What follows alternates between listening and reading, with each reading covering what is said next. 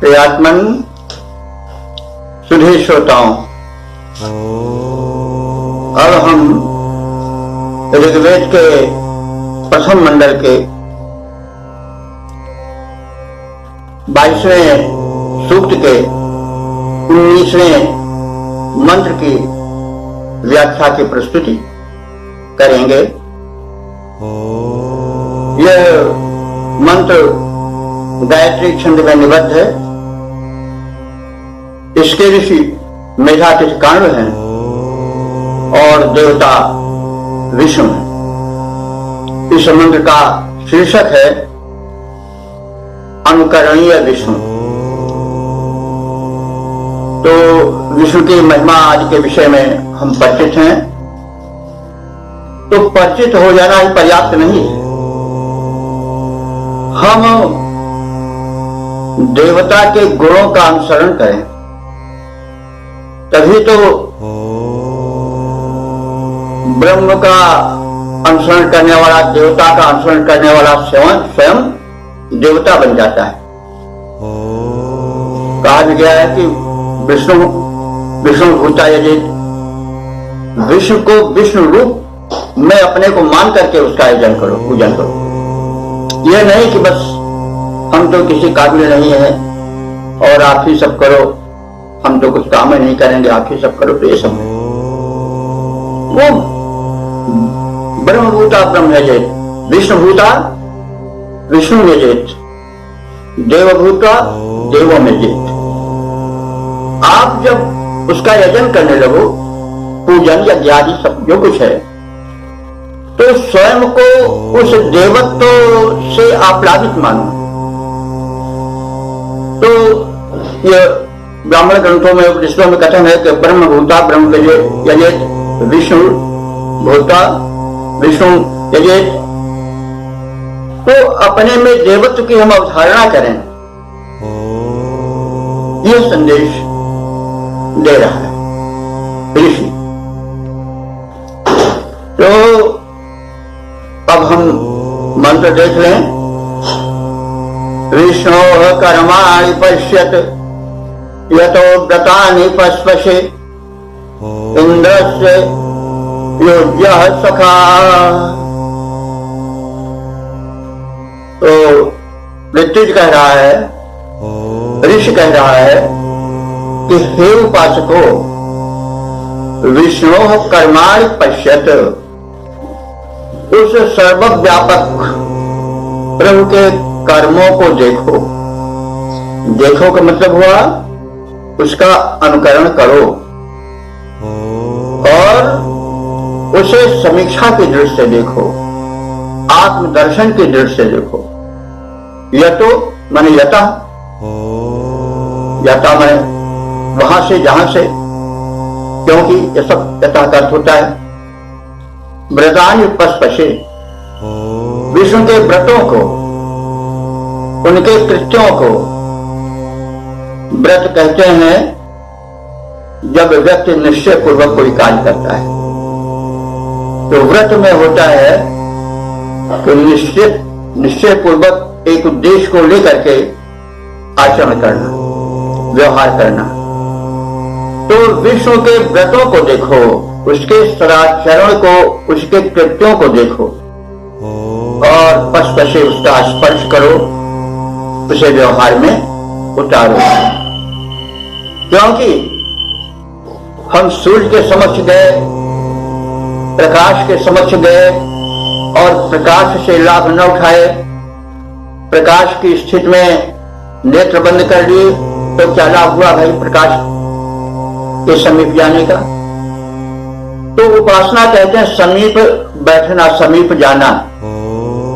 तो हम देवत्व की या किसी देव की उपासना करें तो हम उसके समीपत्व का, सायुज्य का, सामीप्य का लाभ करें। इसलिए सायुज्य मुक्ति कही गई, वहां बिल्कुल सामीप्य रहता है उपासक के समीप। तो उस देवत्व के गुणों का स्पर्श करो और वहां पर पहुंचकर उस प्रकाश स्वरूप ब्रह्म के पास या देवता के पास पहुंच करके अपनी आंखें न मूंद लो। प्रकाश से अपने को होते हुए भी दूर मत करो।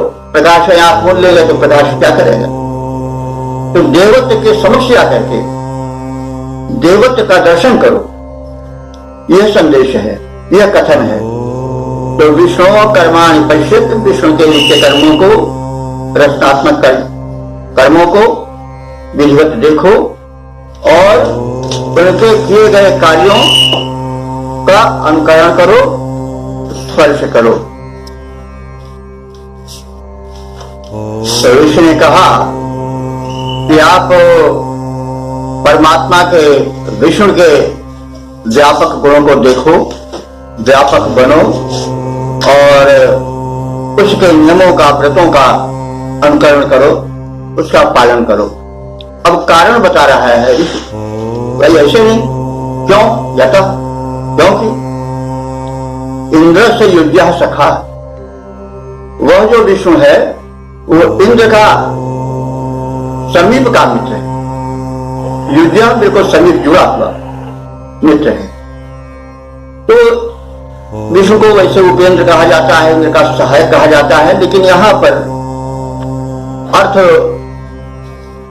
इंद्र का जीवात्मा किया जाए तो अधिक उपयुक्त होगा, क्योंकि ब्राह्मण ग्रंथों में इंद्र को जीवात्मा अथवा आत्मा भी कहा गया है। तो आत्मा और जीवात्मा में बहुत अंतर नहीं होता। आत्मा तो शुद्ध रूप ब्रह्म ही है। जीवात्मा तब बन जाता है जब वो माया में बंध जाता है। तो वह जो परमात्मा है वह इंद्र का, जीवात्मा का सखा है, मित्र है। क्योंकि ईश्वर अंश जीव विनाशी, चेतन अमल सहज सुख राशि, सो माया बस प्रयोग साई, बधो कीट मरकट की नाई, अथवा बधो कीट मरकट की नाई। तो जो अपना अंश होता है उससे प्रेम स्वाभाविक होता है। अंशी को अपने अंश से प्रेम होना स्वाभाविक है।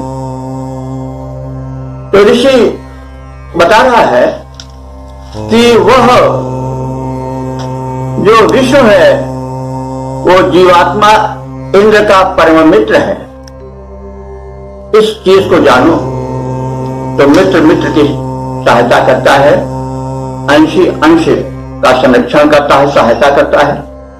तो आप उस परम ब्रह्म विष्णु के अंश हो, इंद्र हो, जीवात्मा रूप में भी तुम हो, तो वो तुम्हारा निकट का सखा है, मित्र है।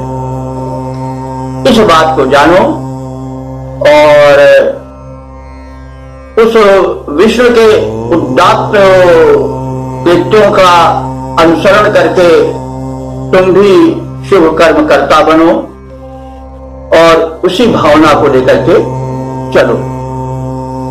तो यह मंत्र का सामान्य अर्थ हो गया। एक बार हम इसको एक सत्संग निगाह से देख लें। सर्वव्यापक परमेश्वर पालन रक्षणादि कर्मों को करता है, उसे विचार पूर्वक देखो। हम उनके उन्हीं गुणों का अनुकरण कर उनसे प्रभावित होकर श्रद्धावश व्रत नियमादि का पालन करते रहें। वह व्यापक ब्रह्म इंद्र अर्थात जीव का सुयोग्य निकट का सखा है, मित्र है। तो इस प्रकार से शिक्षा देता हुआ ऋषि यह बताता है कि मनुष्य उस व्यापक ब्रह्म की भक्ति करे, उसके निकट आवे और उसके गुणों का अनुसरण करे और यह मन में विश्वास रखे कि जो वह परम शक्ति है वह अपने अंश जीवात्मा का सुयोग्य मित्र है, मित्र मित्र की सहायता करता है, यह विश्वास रखो। तो इस व्याख्या के बोध के उपरांत हम इसका छंदोबद्ध रूप देखेंगे। उस व्यापक ब्रह्म विष्णु के कृत्यों को देखो, अनुसरण करो। उस व्यापक ब्रह्म विष्णु के कृत्यों को देखो, अनुसरण करो। हे उपासकों, तुम उपासना कर उसका ही अनुकरण करो। वह रक्षण पालन आदि उत्सर्गात्मक कृत्यों को करता है। जग जीवन के संरक्षण में वह निरंतर रहता है। वह निरंतर रहता है। उससे संबंधित व्रत नियमों को उपासकों तुम किया करो। करके सुकृत्य स्मरण चरण तत्पथ पर हर क्षण दिया करो। वह ब्रह्म जीव का परम सखा, वह विष्णु जीव का परम सखा सर्वोत्तम है, यह ध्यान धरो। सर्वोत्तम है, यह ध्यान धरो। उस व्यापक ब्रह्म विष्णु के कृत्यों को देखो, अनुसरण करो। को देखो, अनुसरण करो।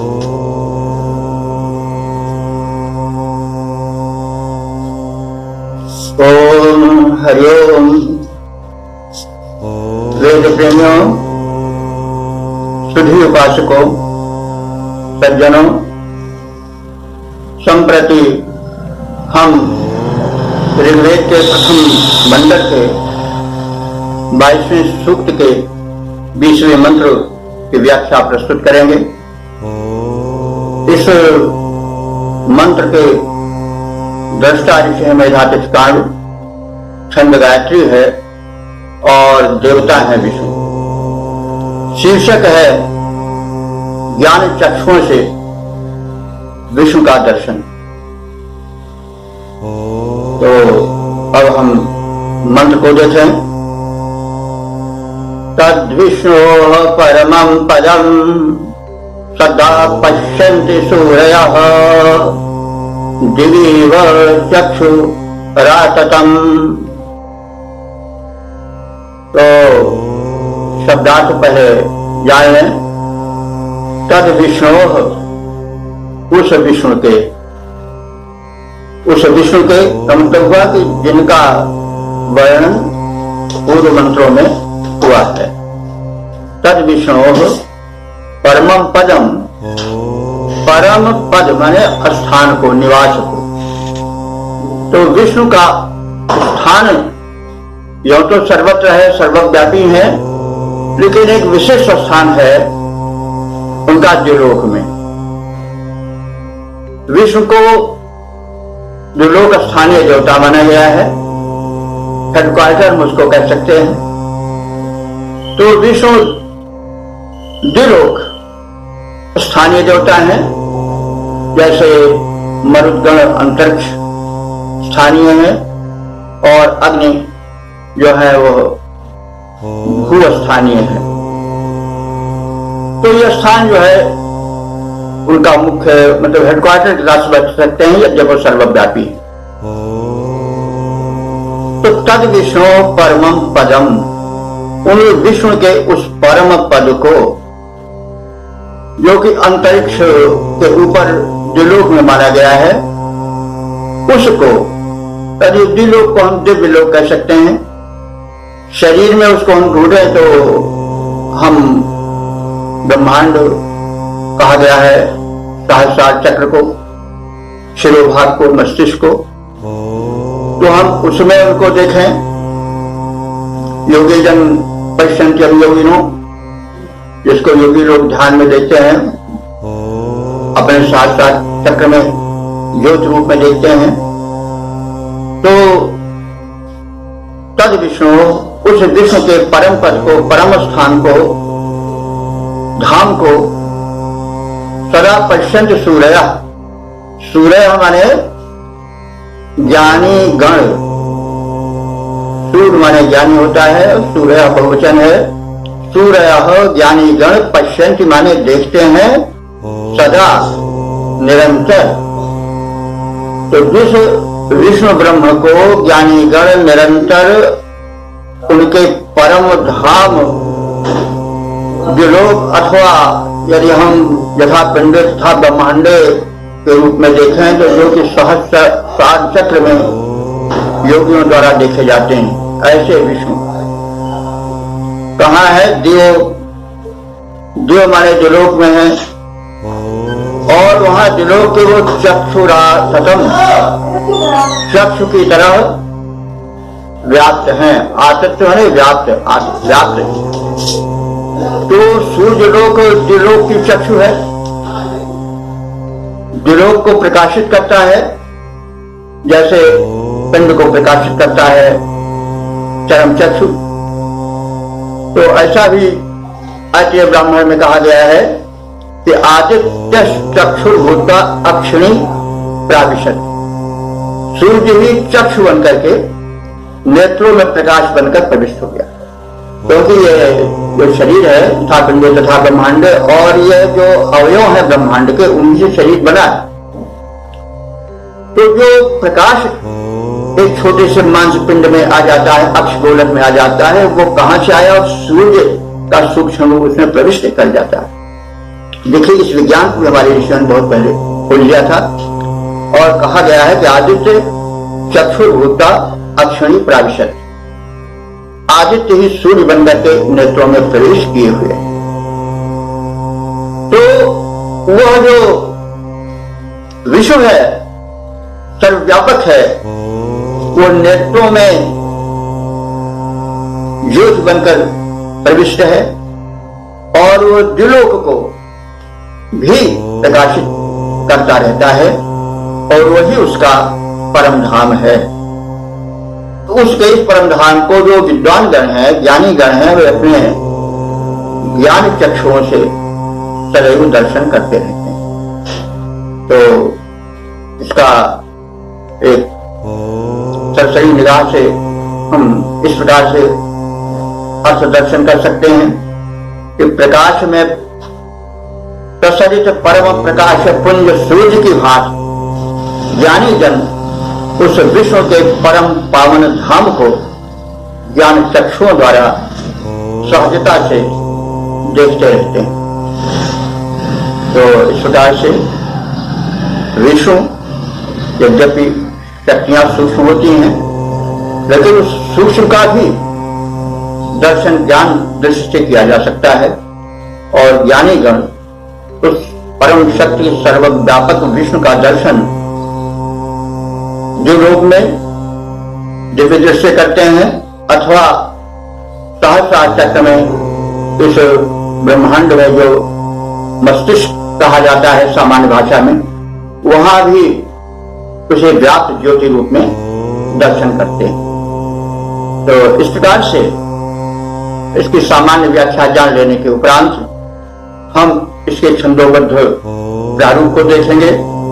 उस परम विष्णु परमेश्वर का सर्वोत्तम सुंदर परम धाम ज्योतित नभ मंडल में वैसे जैसे हो रवि मंडल ललाम। ज्ञानी जन ज्ञान चक्षुओं से, ज्ञानी जन ज्ञान चक्षुओं से देखते उसे त्यों अनायास सब लोग सरलता से जैसे अवलोकन करते रवि प्रकाश। सब लोग सरलता से जैसे अवलोकन करते रवि प्रकाश। उस ज्ञान सुलभ, उस प्रेम सुलभ हरि को मेरा शत शत प्रणाम। हरि को मेरा शत शत प्रणाम। उस परम विष्णु परमेश्वर का सर्वोत्तम सुंदर परम धाम, सर्वोत्तम सुंदर परम धाम। ओम हरि ओम। प्रियात्मन सुधे श्रोताओं, अब हम ऋग्वेद के प्रथम मंडल के 22वें सूक्त के 21वें मंत्र की व्याख्या देखेंगे। इस मंत्र के दृष्टा ऋषि है मेधातिथि कांड, छंद गायत्री है और देवता विष्णु है। इस मंत्र का शीर्षक है विष्णु भक्त के अधिकारी पात्र, ज्ञानी भक्त।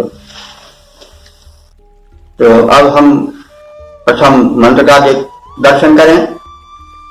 ओम तद विप्रासोऽधिपन्नो जाग्रयांशः समिन्धते विष्णोर्यत् परमं पदम्। तो तद माने वह, विष्णोः यत् परमं पदम, विष्णु देव का जो परम पद है, परम प्रकाशित धाम है, उसको दृश्यन्ति पश्यन्ति के पश्यन्ति, कौन देखते हैं? विपन्यवः। विपन्यवः का अर्थ होता है निपुण अस्तोता, निपुण स्तुतिकर्ता भक्तजन। और कौन देखते हैं? जागृवंश, जागृवांशः। जागृवांशः कहते हैं जागृत बुद्धि वाले, जो ज्ञान से प्रकाशित मेधा वाले हैं, वे जागृवांश हैं और वे उस विष्णु के परम स्थान को देखने में सक्षम है। समिन्धते, समिन्धते माने वे उसे प्रकाशित भी करते हैं। तो विष्णु की भक्ति, उनके परम धाम, प्रकाशित वासस्थान पे जो दृष्टा हैं, वे निपुण श्रोता हैं, जागरूक भक्तगण और ज्ञानी हैं। वे उसके स्वरूप को स्वयं देखते हैं और प्रकाशित भी करते हैं, अर्थात अन्य जिज्ञासुओं को बताते भी हैं। तो इस प्रकार से तद विष्णु यत परमं पदम, उस विष्णु का जो परम प्रकाशित वासस्थान जो लोक है, अथवा शरीर में जो मस्तिष्क है, जहां निरंतर ब्रह्म ज्योति विद्यमान रहती है, वहां पर जो सुपात्र स्तुतिकर्ता ज्ञानी भक्त हैं, जो जागरूक हैं, वे उस सर्वव्यापक का दर्शन एक स्थान पर भी कर लेते हैं और उसका समिंधन भी करते हैं, माने उसको प्रकाशित भी करते हैं। इसलिए यह भी संदेश है कि जो ब्रह्म तत्व को जान गए हैं, उन्हें अपने में ही संतुष्ट होकर नहीं रह जाना चाहिए, उस ज्ञान का विस्तार भी करना चाहिए। और इसीलिए यह समिंधते शब्द आया है कि वे स्वयं तो देखते हैं लेकिन उसका प्रकाशन भी करते हैं। इसलिए कोई गुण हो, कोई वैशिष्ट्य हो, कोई उपलब्धि हो, तो उसे अपने तक सीमित नहीं रखना चाहिए, उसे लोक हितार्थ सुपात्रों को भी प्रदान करना चाहिए। यह छिपा हुआ संदेश है। तो सपाकर से एक बार और देख लें। विष्णु का पूर्वोक्त जो परम पद या परम धाम है, उसे निपुण श्रोता स्तुतिकर्ता भक्त अपनी स्तुतियों और प्रबुद्ध ज्ञानी जन उसे अपने ज्ञान गम्य अनुभव द्वारा प्रकाशित करते रहते हैं, उसका साक्षात्कार भी करते हैं और प्रकाशन भी करते हैं। तो इस प्रकार से सामान्य व्याख्या के प्रस्तुतिकरण के उपरांत हम इसके पद रूपांतरण का भी दर्शन कर लें। नभ में शोभित परम विष्णु का परम धाम छविमान सजा, नभ में शोभित परम विष्णु का परम धाम छविमान सदा, ज्ञानी जन दर्शन करते हैं, धरते रहते हैं ध्यान सदा। उसको पटु अस्तोतागण, उसको पटु अस्तोतागण निज उत्तम स्तुतियों द्वारा ज्ञानी जो प्रबुद्ध, वे अपनी ज्ञान पुष्ट मतियों द्वारा सदा प्रकाशित करते रहते, करते हैं गुणगान सदा। नभ में शोभित परम विष्णु का परम धाम छविमान सदा। तो इस प्रकार से इसका सामान्य व्याख्या हो गई। और अब इस सूक्त के समापन का समय आ गया। 21 मंत्रों वाला सूक्त यहीं पर समाप्त होता है। इसके संक्षिप्त स्वरूप को एक बार हम पुनः जान लें। ये ऋग्वेद के प्रथम मंडल का 22वां सूक्त है। इसमें कुल 21 मंत्र हैं और 7 देवता हैं जो इस प्रकार से हैं: अश्विनी कुमार, सविता, अग्नि, द्यावा पृथ्वी, देवगण, विष्णु।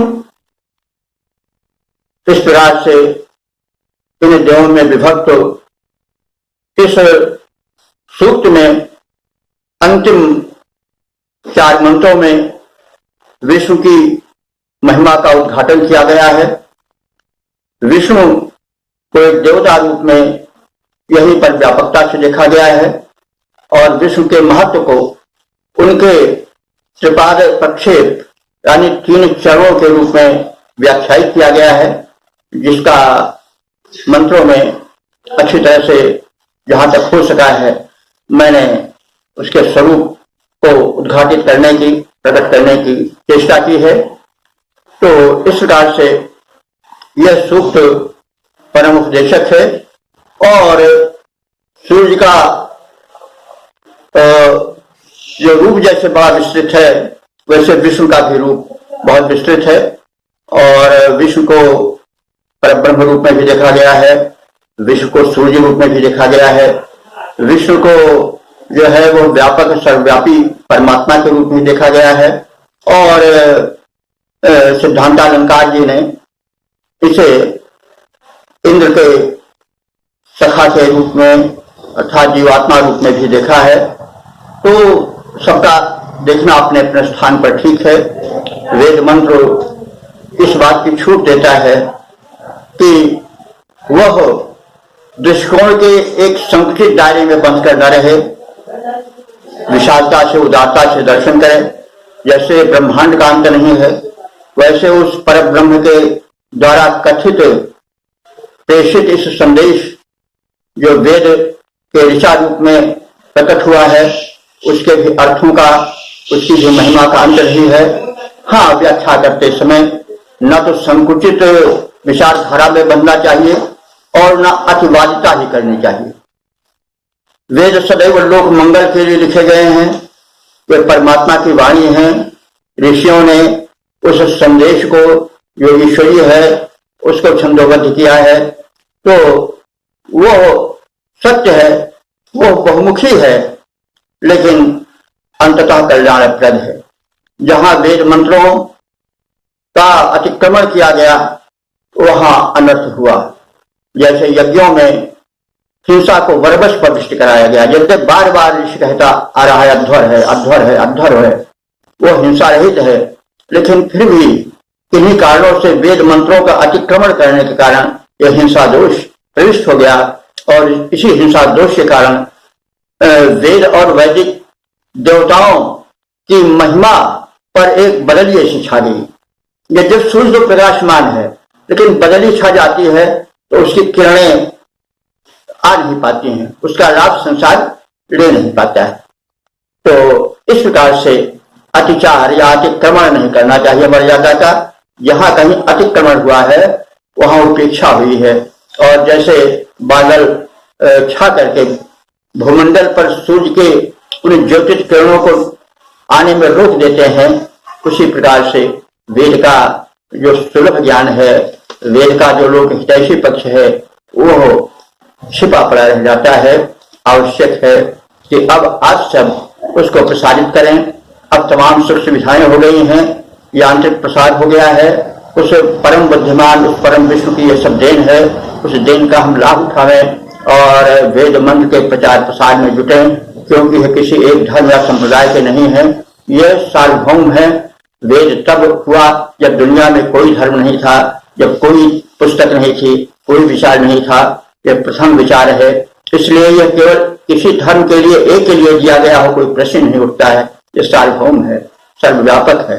इसलिए इसको सभी धर्मों वाले, सभी संप्रदायों वाले जो वेद से ही कहीं न कहीं प्रभावित हैं, उन सबको खुले दिल से इसका स्वागत करना चाहिए। इसके प्रचार प्रसार में अनवरत दत्तचित्त होना चाहिए। ये हम सबका मानवों का परम कर्तव्य है। यह विश्व शांति का और विश्व ऐक्य का सर्वप्रथम और सर्व सुलभ और सर्व प्रधान साधन सिद्ध होगा, ऐसा मेरा दृढ़ विचार है। इति शम।